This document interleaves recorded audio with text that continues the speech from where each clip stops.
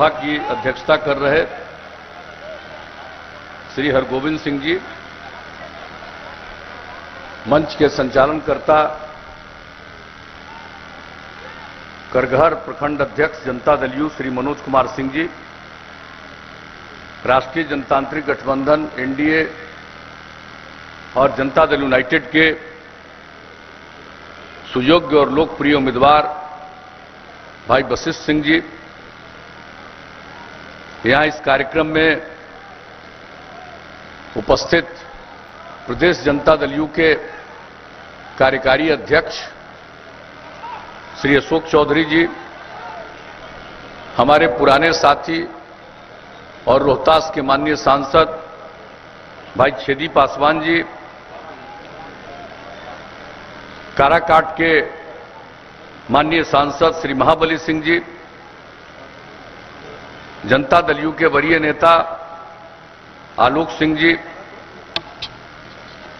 यहां इस कार्यक्रम में उपस्थित भारतीय जनता पार्टी के सम्मानित नेतागण सर्वश्री शरद चंद्र चंद्रवंशी जी, केशव शाह जी, श्रीमती पूनम श्रीवास्तव जी, श्री उमेश गुप्ता जी, श्री देववंश मिश्र जी, श्री राजेंद्र तिवारी जी,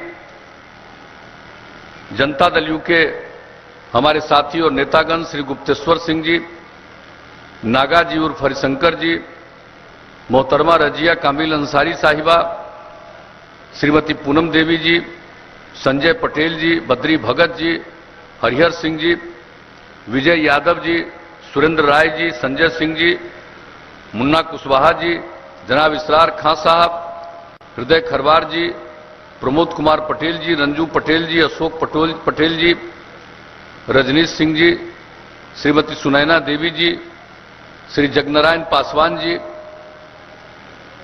अन्य सभी एनडीए के सम्मानित नेतागण, मेरे प्रिय साथियों, प्रिंट और इलेक्ट्रॉनिक मीडिया के पत्रकार मित्रों, छायाकार बंधुओं और इस चुनावी सभा में उपस्थित बहनों एवं भाइयों, और मैं सबसे पहले कांग्रेस पार्टी छोड़कर आ रही श्रीमती प्रमिला सिंह का, जो पूर्व में जिला परिषद की अध्यक्ष रह चुकी हैं, सबसे पहले मैं उनका स्वागत करता हूं। और हम पहले ही से इनके काम को जानते रहे हैं और मुझे बड़ी खुशी है आज यहां चुनावी मंच पर भी मुलाकात हुई और जानकारी मिली, प्रसन्नता की बात है।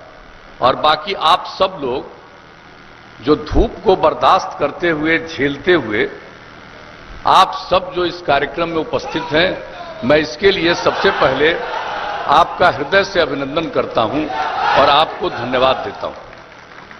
हमारे साथियों ने जरूरी बातों की चर्चा कर दी। हम तो आपके बीच में सिर्फ आए हैं यही कहने के लिए कि भाई लोकप्रिय उम्मीदवार वशिष्ठ सिंह को फिर से जिताइए, ताकि आपकी सेवा और कर सकें, आपकी खिदमत करने का हम सब लोगों को मौका मिल सके। इसलिए यही अपील करने आए हैं। और जानते हैं चुनाव के समय तो तरह तरह की बात, बहुत लोगों को हमने इज्जत दी, लेकिन उस सबको इज्जत का कोई ख्याल रहता है जी, अपने को खाली बड़ा बड़ा नेता मानते हैं। अभी इधर भी हमको फोन कर रहे थे, अब बताइए साहब, चुनाव के पहले अब बताइए, हमने इतनी इज्जत की, मंत्री तक बना करके रखा, फिर जहां मन किया वहां खिसक करके चले गए, फिर किसी को खड़ा करा दिया। कौन कौन क्या करता रहता है, इसके चक्कर में मत पड़िएगा। और अभी आपको हम लोगों की तरफ से जो काम किया जा रहा है, और आदरणीय देश के प्रधानमंत्री नरेंद्र भाई मोदी जी के द्वारा जो देश में काम किया जा रहा है, अभी हमारे पुराने साथी छेदी पासवान जी ने भी संक्षेप में चर्चा की। तो भाई केंद्र की सरकार भी काम कर रही है पिछले 6.5 वर्षों से, और हम लोग आपकी सेवा कर रहे हैं 15 वर्ष से। क्या हाल था पहले बिहार का, कितने लोग यहां से भागते थे, कितने लोग यहां से जाते थे, लूटपाट होता था,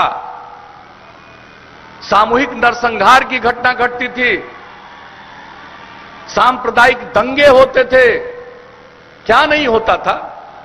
गरीब गुरबा लोगों के साथ अत्याचार, क्या स्थिति थी। और उसके बाद लोगों ने हम लोगों को काम करने का मौका दिया। 2005 से नवंबर महीने से हमने काम करना शुरू किया। और हम लोगों का क्या लक्ष्य है और क्या शुरू से, जब 2005 में हम न्याय यात्रा पर निकले थे, तभी हमने कहा था कि हमारा विश्वास है न्याय के साथ विकास में। इसका मतलब है सभी इलाके का विकास और समाज के हर तबके का उत्थान। और जो खास करके जो तबका किनारे पड़ा हुआ है, हाशिए पर है, उनको मुख्य धारा में लाने के लिए पहल। और हम लोगों ने क्या किया? महिलाओं के उत्थान के लिए, अनुसूचित जाति के उत्थान के लिए, अनुसूचित जनजाति के उत्थान के लिए, अति पिछड़े वर्ग को कौन पूछता था, अति पिछड़े वर्ग के उत्थान के लिए, अल्पसंख्यक समुदाय के उत्थान के लिए, चाहे ये लोग वोट जिसका लेते रहे हों, पति पत्नी राज करते रहे हों 15 साल, लेकिन किसके कल्याण के लिए कोई काम किया, किसके उत्थान के लिए कोई काम किया? सब किनारे पड़े हुए थे। लेकिन जब हम लोगों को काम करने का मौका मिला तो एक एक काम किया। भाई, हम कितनी बात सुनाएं। अभी हाल में हमारे पार्टी के साथियों ने कहा कि एक वर्चुअल रैली कीजिए, और 7 सितंबर को तो हम लगे सब कहानी बताने। अब बैठ गए तब सब बोला हमको कि आप 2 घंटा 56 मिनट बोले। हम कह रहे 3 घंटा हो गया, तो हम कितना देर बोले? ये तो कोरोना के चलते और उस परिस्थिति में दुनिया भर में असर है, कहीं कहीं नीचे जाके फिर ऊपर जा रहा है। हम लोगों ने तो बहुत नीचे किया है। अब कौन जानता नहीं है कि कल क्या होगा, लेकिन हम लोगों ने सबके लिए काम किया। और इस कोरोना की स्थिति में भी बिहार में चुनाव हो रहा, तो चुनाव का समय बहुत कम है। पहले जो चुनाव होता था खूब समय रहता था, तो खूब बोलने का मौका मिलता था, कई जगहों पर जाते थे। अब तो सब जगह जा भी नहीं सकते, तो ऐसी परिस्थिति में उतना विस्तार से बोलना संभव नहीं है। लेकिन जरा बता दीजिए, महिलाओं के उत्थान के लिए कितना काम हुआ? लोगों को तो मौका मिला था। पहले तो पंचायत का चुनाव ही नहीं कराते थे। जब 2000 में चुनाव हुआ तो किसी को आरक्षण मिला, जबकि संविधान में व्यवस्था थी। तब भी अनुसूचित जाति जनजाति को नहीं मिला, महिलाओं को नहीं मिला। संविधान में प्रावधान था 1/3 आरक्षण का, क्या मिला? किसी को नहीं मिला, अति पिछड़े वर्ग को नहीं मिला। लेकिन जब हम लोगों को मौका मिला तो हमने तुरंत सरकार बनने के बाद ही ऑर्डिनेंस जारी किया, अध्यादेश, और तुरंत कानून में परिणत किया। और जो हम लोगों ने प्रावधान किया, अनुसूचित जाति जनजाति को आबादी के अनुरूप आरक्षण, अति पिछड़ा वर्ग को 20% आरक्षण। कौन पूछता था पहले अति पिछड़ा वर्ग को? अब कितने जनप्रतिनिधि होते हैं? अनुसूचित जनजाति, अनुसूचित जाति की उपेक्षा थी, अब कितने जनप्रतिनिधि हैं? सब आगे बढ़ रहे हैं। अब उनके पास भी लोग जाते हैं। एक वातावरण बदला। और महिलाओं के लिए कितना काम था, तो उसमें न्यूनतम 1/3। और बिहार पहला राज्य है जहां हमने महिलाओं के लिए 50% आरक्षण किया। और 50% आरक्षण देने के बाद पहले न के बराबर महिलाएं जनप्रतिनिधि हुआ करती थी। अब कितनी बड़ी संख्या में पंचायती राज संस्थाओं में, नगर निकायों में महिलाएं जनप्रतिनिधि हैं। कितना आगे बढ़ रही हैं। लड़कियां पढ़ नहीं पाती थी। लोग गरीबी के कारण अपनी बेटियों को तो मिडिल स्कूल में भी नहीं भेज पाते थे। और हम लोगों ने जब पोशाक योजना की शुरुआत की, गांव का कैसा वातावरण हुआ। गरीब गुरबा परिवार की लड़कियों के पहनने के लिए जो पोशाक योजना का लाभ मिला, कितनी संख्या में लड़कियां पढ़ने लगी। उसके बाद हमने कहा इनको और आगे पढ़ाएंगे। हाई स्कूल में 9वीं क्लास में, इतना बड़ा राज्य, इतनी बड़ी आबादी, 1,70,000 से भी कम लड़कियां 9वीं क्लास में थी। हमने साइकिल योजना की शुरुआत की। लड़कियां साइकिल चलाकर स्कूल जाने लगी। क्या वातावरण बना, क्या आत्मविश्वास उनमें आया। और बाद में तो लड़कों ने भी हमसे मांग किया कि अंकल हम पर ध्यान दीजिए, तो 10 में तो हम लड़कों के लिए भी साइकिल योजना की शुरुआत करा दी। लेकिन आप बताइए, लड़कियां साइकिल से स्कूल जाने लगी, कितनी संख्या बढ़ी है। अब जान लीजिए, अब हाई स्कूल में लड़का लड़की लगभग बराबर। और इस बार तो कमाल का विषय था, इस बार जो मैट्रिक की परीक्षा हुई, उस परीक्षा में परीक्षार्थी के रूप में लड़का से ज्यादा थोड़ी लड़की ही बढ़ी हुई थी। इतना बड़ा परिवर्तन हुआ है। और लोगों को, बहुत लोगों को जो सिर्फ मेरे खिलाफ बयान देते हैं, जितना मन करे उतना बोलते रहिए, हमको कोई लेना देना नहीं, हमको बयानबाजी से कोई मतलब नहीं। हम लोगों के बीच में जाते हैं, उनकी बात सुनते हैं, समझते हैं, इलाकों का आकलन और अध्ययन करते हैं, और जो जरूरी चीज है उसके लिए काम करते हैं। पहला 5 साल में जो काम हुआ, अब आप सोच लीजिए कितनी लड़कियों को पढ़ाने के लिए। और उसके बाद हमारा प्रारंभ से यह विचार रहा है, जब तक पुरुष और स्त्री दोनों मिलकर आगे काम करेंगे तभी समाज तरक्की की ओर जाएगा। और इसलिए जो महिलाओं के लिए जो हम लोगों ने स्वयं सहायता समूह न के बराबर पहले था, हमने विश्व बैंक से कर्ज लेकर के जीविका योजना, जीविका समूह बनाया। 10 लाख जीविका समूह का लक्ष्य रखा, पूरा हो गया। 1 करोड़ 20 लाख से ज्यादा महिलाएं जीविका समूह से जुड़ गई हैं। स्वयं सहायता समूह में कितनी जागृति आई है, जरा देख लीजिए।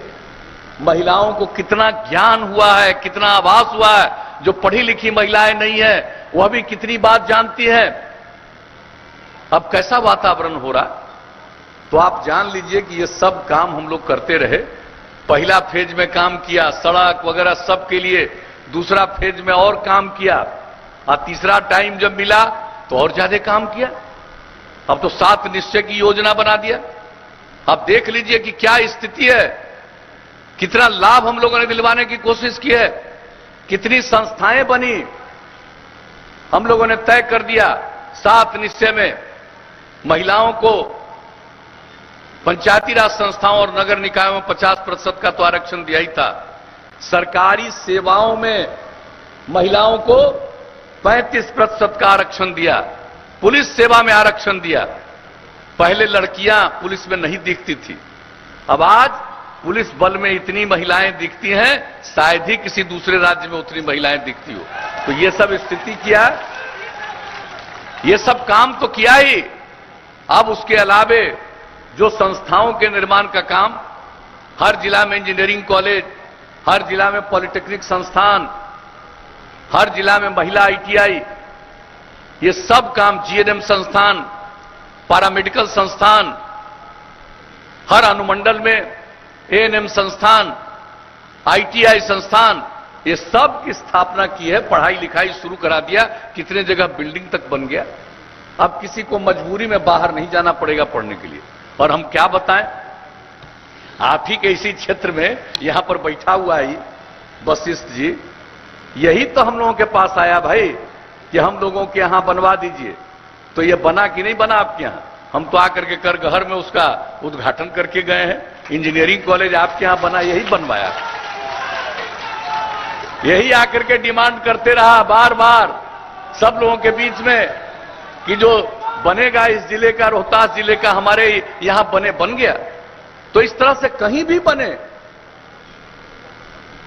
सारे बिहार में जिन जिलों में इंजीनियरिंग कॉलेज नहीं थे वहां स्थापित हो गया। मेडिकल कॉलेज 3 बना दिया, अब 8 मेडिकल कॉलेज केंद्र सरकार के सहयोग से बन रहा। उसके अलावे भी और 3 मेडिकल कॉलेज हम लोग बना रहे हैं।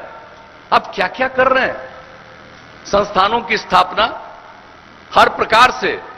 और हमारे जितने युवा हैं, युवतियां हैं, पढ़े, गरीबी के कारण आगे लोग नहीं पढ़ा पाते हैं, तो हम लोगों ने उसके लिए क्या शुरू किया, उनके लिए हम लोगों ने जो भी इंटर के आगे आगे पढ़ेगा उसको हम सब लोगों ने दिया, मदद करना शुरू कराया। 4 लाख रुपए का स्टूडेंट क्रेडिट कार्ड योजना। जो लोग आगे पढ़ना नहीं चाहते हैं लेकिन काम की तलाश में घर के बाहर जाते हैं, घर में पैसा नहीं है कि घर से निकलने का पैसा दिया जाए, 2 साल तक ऐसे हर युवक को 1-1 हजार रुपया का महीना देना।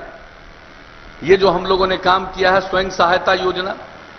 और तीसरा काम जो हमारे युवा हैं, भले ही बहुत पढ़ाई नहीं किए हों, लेकिन कोई भी काम करना चाहेंगे तो आज का युग है कि कंप्यूटर पर काम करना उसको नहीं आएगा तो कोई काम उसको नहीं मिल सकता।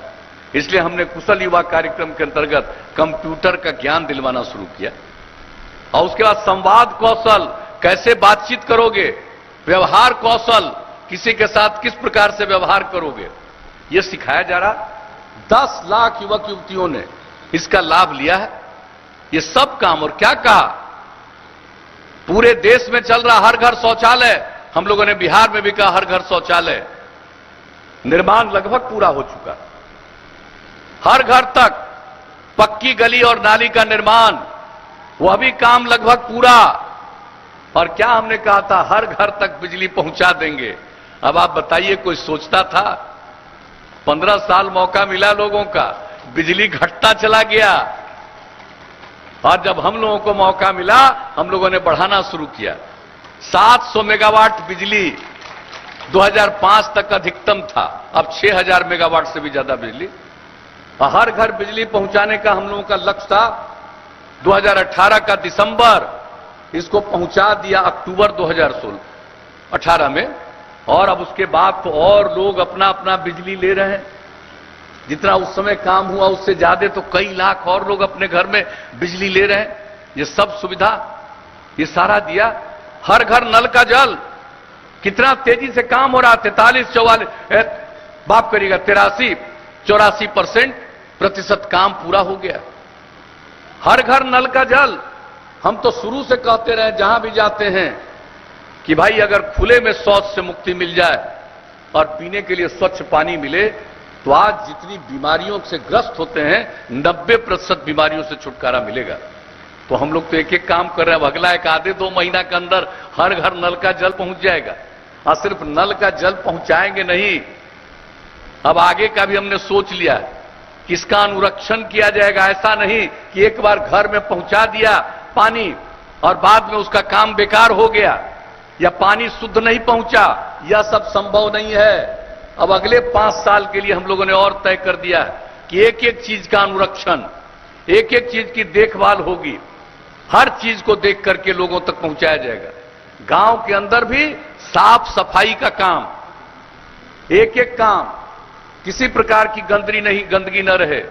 शहरों में किसी प्रकार की गंदगी न रहे, इसके लिए काम हम लोग आगे के बारे में सोच लिए हैं। और ये सब एक एक काम हम लोग करने के बारे में मन बना चुके हैं। और अगली बार मौका मिलेगा तो ये सब काम करेंगे। और जान लीजिए, अगर अगली बार मौका मिलेगा तो हम हर खेत तक सिंचाई के लिए पानी पहुंचवा देंगे। कहीं सूखा नहीं होगा, हर जगह सिंचाई का पानी पहुंचवाएंगे। हम लोगों का ये मन बना हुआ है, ये संकल्प है, ये निश्चय है, एक एक तरह से। और युवाओं के लिए और काम, अभी तो हम बताया कि कंप्यूटर पर काम करना सीखना जरूरी है, लेकिन अब उसी से काम नहीं चलेगा। अब नई तकनीक इतना आगे विकसित कर चुका है और करता जा रहा है कि अगर हम नई टेक्नोलॉजी का प्रशिक्षण नहीं देंगे अपने युवाओं को तो वो आगे कोई काम नहीं कर पाएगा। इसलिए जो पढ़ते हैं पॉलिटेक्निक, ITI, उन सबों को तो करेंगे ही उनके संस्थान में, लेकिन जैसे कुशल युवा कार्यक्रम के लिए हम लोग व्यवस्था किए हैं, आप समझ लीजिए उसी तरह से नई टेक्नोलॉजी का प्रशिक्षण सबको दिया जाएगा ताकि वो काम कर पाएगा, आमदनी कर पाएगा, व्यापार कर पाएगा, दूसरे को काम दे पाएगा। ये सब काम भी हम लोग करने वाले हैं, ये आपको हम बता देना चाहते हैं। और आप जान लीजिए, हम लोग तो सबको प्रोत्साहित करते हैं, महिलाओं को इतना प्रोत्साहित किया। आप जान लीजिए कि महिलाओं के लिए हम लोग तो और काम करेंगे। अभी कोई लड़की पास करती है इंटर 12वीं क्लास तो उसको देते हैं हम लोग 10,000 रुपया, और पास कर जाती है ग्रेजुएट तो देते हैं 25,000 रुपया। अब आगे फिर मौका दीजिएगा तो हर लड़की को जो इंटर पास कर जाएगी, 12वीं कक्षा पास कर जाएगी, उसको देंगे 25,000 रुपया, और जो ग्रेजुएट हो जाएगी उसको देंगे 50,000 रुपया। इतना लड़कियों को और प्रशिक्षित करेंगे। जब तक भाई पुरुष और स्त्री दोनों प्रशिक्षित होकर के साथ काम नहीं करेंगे तब तक विकास नहीं हो सकता है। और आज जो बिहार का इतना काम हम लोग करते रहे, अभी आपको हम बता रहे हैं ये सब काम, एक एक चीज के लिए हम लोगों ने सोच लिया है और क्या क्या जरूरी है। गांव में, शहर में, जिसका हमने सबने किया कि साफ सफाई का प्रबंध तो करेंगे, हर तरह से इंतजाम करेंगे, और उसके बाद हर गांव तक पक्की सड़क पहुंचा रहे हैं। अब इसके बाद गांव गांव को जोड़ते हुए और कहीं जाने के लिए बेहतर सड़क की जरूरत है तो और नया सड़क हम लोग बनवाएंगे, गांव गांव की सड़कों को जोड़ते हुए, ये जान लीजिए। और शहरों में और बाजारों में न सिर्फ सड़कों का चौड़ीकरण बल्कि बाईपास बनेगा, और जहां बाईपास के लिए जमीन नहीं मिलेगा वहां फ्लाईओवर बनवा देंगे, ऊपर से जाने का इंतजाम कर देंगे। तो एक एक चीज हम लोगों ने सोच लिया है, जानिए। और उसके अलावे सबके स्वास्थ्य का ध्यान तो दे ही रहे हैं। अब गांव देहात में और एक चीज जो हमने आकलन किया, वो देखा कि बड़े पैमाने पर लोग पशुपालन करते हैं और पशु उनके बीमार पड़ जाते हैं तो उनको बहुत संकट होता है। तो हमने यह भी सोच लिया अगली बार मौका मिलेगा तो 8 से 10 पंचायत पर हम लोग पशु चिकित्सालय बना देंगे, और जो नई टेक्नोलॉजी की बात करें, हर गांव में नई टेक्नोलॉजी पहुंचाएंगे, और वहां से अगर किसी का जानवर भी अस्वस्थ है तो उसकी तुरंत सूचना दे सकता है और दिखा सकता है अस्पताल में, आकर के उसका इलाज भी करेंगे, और जो दवा की जरूरत है पशुओं के इलाज के लिए वो राज्य सरकार देगी। तो एक एक काम कर रहे हैं। तो आप समझ लीजिए, हमने संक्षेप में बताया, और भी बहुत काम। तो एक एक काम हम लोग करने का मन बना चुके हैं। और जान लीजिए, बिहार की जो प्रगति हुई है, अपराध पर जो नियंत्रण हुआ है, हम तो निरंतर कहते हैं प्रेम भाईचारा का वातावरण बनना चाहिए, और इस तरह से कोशिश कर रहे हैं हम लोग किसी के साथ भेदभाव नहीं करते हैं, सबको एकजुट और सबकी सेवा करने का प्रयास करते हैं, और ये काम हम लोग करने की कोशिश कर रहे हैं। और जान लीजिए, जो पहले अपराध होता था, भाग के लोगों को जाना पड़ता था, किस तरह से लोगों का शोषण होता था, पकड़ के उसको कहीं रख देते थे या भारी पैसा लेने के बाद उसको छोड़ते थे, क्या हालत थी। अब ये सब काम होता है। आप बता दीजिए, 15 साल जिनको काम करने का मौका मिला, अगर कहीं से भी मन में कोई गलती आएगी तो जान लीजिए फिर से बिहार लौट करके वही 15 साल पहले वाला बिहार बन जाएगा। यहां कुछ नहीं होने वाला है। कहने को लोग मेरी आलोचना कर देते हैं, खूब पब्लिसिटी के लिए, प्रचार के लिए, करो प्रचार, हमको क्या लेना देना। हमारे लिए तो पूरा बिहार एक परिवार है, और कुछ लोगों के लिए पति पत्नी बेटा बेटी यही परिवार है। एक वो अंदर है और लोग अंदर जाएंगे। इसलिए आप समझ लीजिए, सबकी सेवा नहीं किए हैं, जिनका वोट लिए उसका भी कोई कल्याण नहीं किया, और हम लोगों को इसकी चिंता नहीं रहती है कौन वोट देता है कौन वोट नहीं देता है। हम चिंता सबकी करते हैं और सबको लेकर चलते हैं, चाहे वो किसी भी समुदाय के व्यक्ति हो। और किस तरह से माहौल खराब हुआ था, कितने सांप्रदायिक दंगे होते थे, आज का वातावरण कितना बदला। तो ये सब काम, और जो हम आपको बता देते हैं कि अपराध का जो आंकड़ा केंद्र सरकार के द्वारा हर साल के लिए प्रकाशित होता है कि किस राज्य में कितना अपराध हुआ, जो 2018 का सबसे आखिर अभी प्रकाशित हुआ है अपराध का आंकड़ा पूरे देश का। बिहार की इतनी आबादी, इतना बड़ा राज्य, अब अपराध के मामले में बिहार 23वें नंबर पर पहुंच गया। ये जान लीजिए, इतना बड़ा राज्य, इतनी बड़ी आबादी, और हम लोग अपराध के मामले में कहां नीचे जा चुके हैं। अरे कुछ तो गड़बड़ होता ही है। आप कुछ भी करिए, कुछ बायां दायां उल्टा पुल्टा करने वाला आदमी होता तो कुछ तो गड़बड़ करता ही है। लेकिन आप देख लीजिए कि अपराध कितना नियंत्रित हुआ और विकास कितना हुआ आगे। पहले जो विकास की स्थिति थी, मैं आपको बता देना चाहता हूं, 2005-6 में सकल घरेलू उत्पाद पूरे देश का था 2005-6 में 76,466 करोड़ रुपया। और हम लोगों ने जो काम किया, हर साल 12.5% के दर से विकास, देश के किसी भी विकसित राज्य से भी ज्यादा प्रतिशत विकास का दर का बिहार का हुआ है। और यहां पर हम लोगों ने जो पहुंचा दिया है, अब जान लीजिए उत्पाद दर बढ़ करके पहुंच गया है 4,14,977 करोड़ रुपया। अब आप सोच लीजिए, इतना ज्यादा सब उत्पादन की स्थिति हो गई। और आपको हमने बता दिया जो अपराध के आंकड़े हैं, तो इसी प्रकार से हर क्षेत्र में एक पिछड़ा राज्य होते हुए भी, और जान लीजिए जो एक कारण और है, जो हम लोगों का प्रजनन दर बहुत ज्यादा है। अब उसके लिए हम लोग कितना काम कर रहे हैं, इसका हम लोगों ने आकलन किया। आपको हम एक बात बता करके अपनी बात समाप्त करेंगे। ये जो महिलाओं के लिए इतना काम कर रहे हैं, जान लीजिए अगर देश भर में पति पत्नी में पत्नी अगर मैट्रिक पास है तो प्रजनन दर है 2,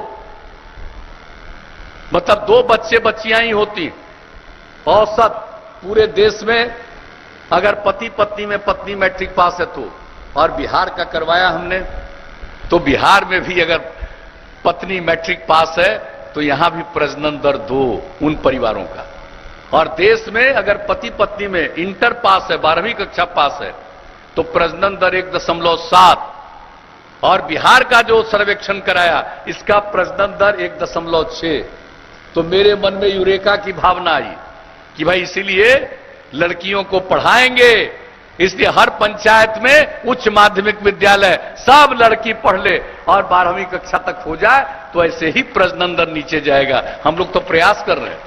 कितना भारी प्रजनन दर था 2005-6 तक, 4.3, अब घट करके आया है 3.2।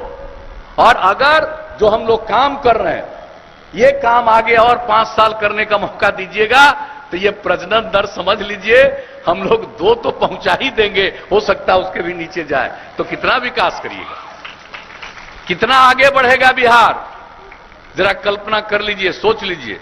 तो हर एक चीज पर सोचते हैं और लोगों को सोचने उचने से मतलब नहीं है। और हम लोगों का काम है सबके स्थिति को देखिए, काम कीजिए। हम लोग यहां काम कर रहे हैं और आदरणीय मोदी जी के नेतृत्व में केंद्र सरकार काम कर रहा है। सभी राज्यों को जो मदद जिसकी चर्चा अभी हम की गई है, तो बिहार में भी मदद, कोरोना के स्थिति में भी राज्य सरकार ने अपनी तरफ से भी किया, केंद्र सरकार ने भी मदद किया। किसी भी क्षेत्र में गांव के गरीबों को मुफ्त अनाज देने का नवंबर तक आप सोच लीजिए, ये केंद्र सरकार ने बनाया और बाकी लोगों के लिए तो काम किया ही। एलपीजी कनेक्शन, सब तरह की सुविधा दी, किसानों को हर साल 6,000 रुपए की सहायता, ये सारा काम तो कर ही रहे। और केंद्र सरकार की तरफ से भी बड़े पथों के लिए भी 50,000 करोड़ रुपए की योजना स्वीकृत की गई। तो वहां से भी काम और हम लोग भी काम, और इतना काम कर रहे हैं कि बिहार आगे बढ़ रहा है और बिहार प्रगतिशील राज्य में परिणत होगा, सक्षम बिहार बनेगा, स्वावलंबी बिहार बनेगा। और ऐसा ही बिहार बनाने के लिए हम सब आप लोगों से एक अवसर और मांगते हैं। इतना ही कहने के लिए आप सबके बीच में आए हैं। और भाई हम लोगों के उम्मीदवार, एनडीए के उम्मीदवार, जदयू के उम्मीदवार वशिष्ठ जी को विजयी बनाइए। कुछ लोग भले इधर उधर बोलते रहेगा बेचारा, लेकिन सब समय तब विकासे का काम किया जिसकी हमने चर्चा की। हमारे पास आकर के कभी उल्टा पुल्टा कोई बात नहीं किया है, तो ये सब काम किया है, इसलिए फिर से जिताइए, विजयी बनाइए। और केंद्र के सरकार का तो सहयोग है ही, और राज्य में फिर से एनडीए की सरकार बनवाइए, ताकि बिहार को बहुत आगे ले जाने में हम लोग कामयाब हो सकें। तो इन्हीं शब्दों के साथ मैं अपनी बात समाप्त करूंगा। तो क्या उम्मीद करके जाएं? अरे वशिष्ठ जी को जिताइएगा, हाथ उठा के बताइए। बहुत बहुत धन्यवाद। आपने हाथ उठाकर कहा हम जिताएंगे, तो कहिए जीत का माला पहना दे, हाथ माला पहना दे।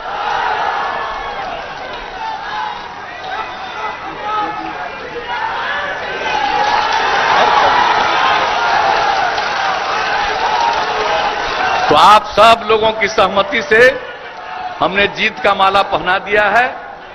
आप तीर के निशान का बगल का बटन दबा करके करिएगा, जो बोल दिया है कि 2 गो रहेगा। पहला जो है उसी में ही इसका तीसरे नंबर पर है, याद रखिएगा, दूसरा तरफ मत देखिएगा। और तीसरे नंबर पर तीर का निशान रहेगा, उसी के बगल का बटन दबाइएगा और भारी बहुमत से विजयी बनाइएगा। यही आपने आश्वस्त किया है, इसके लिए मैं आप सब लोगों को हृदय से धन्यवाद देता हूं और सबका स्वागत अभिनंदन करता हूं और खास करके श्रीमती प्रमिला सिंह का भी मैं स्वागत करता हूं। काम कीजिए, आगे बढ़िए, समाज की सेवा करिए। इन्हीं शब्दों के साथ आप सबको हृदय से धन्यवाद देते हुए मैं अपनी वाणी को विराम देता हूं।